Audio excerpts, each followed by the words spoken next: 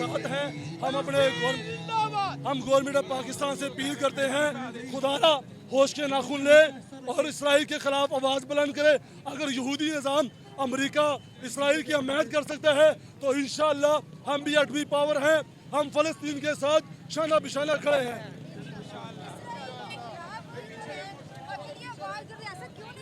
हमारी रियासत खामोश है, हम उससे मुतालबा करते हैं कि हम आपके साथ हैं। हम अपना तन मन अपनी जान माल इस फ़लस्तीन के लिए कुर्बान करने को तैयार हैं। आप हमें इशारा दें, हम इंशाअल्लाह जहाद के लिए तैयार हैं।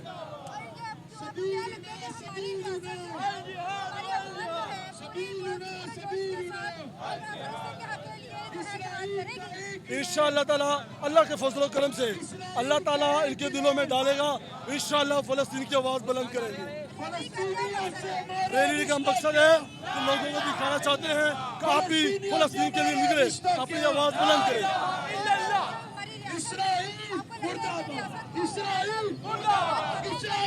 हमारे नौजवानों का निकलने का मकसद है कि हमारी हुकूमत को होश आए और वो फ़लस्तीन की आवाज़ बुलंद करें।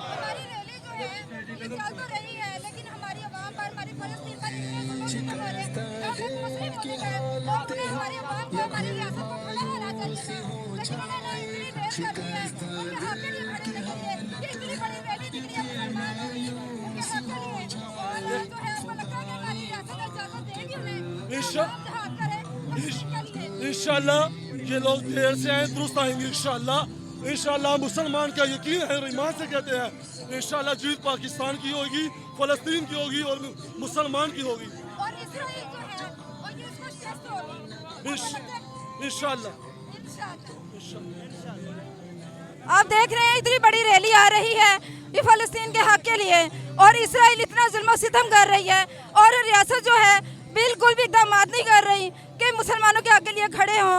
हमारे मजलूम कटे जा रहे हैं, उन पर इतना जुल्म सितम हो रहा है, लेकिन हमारी रियासत को जल्दी इक़दामात करने चाहिए ताकि जो है हमारी फ़लस्तीन पर होने वाले जुल्म सितम को कम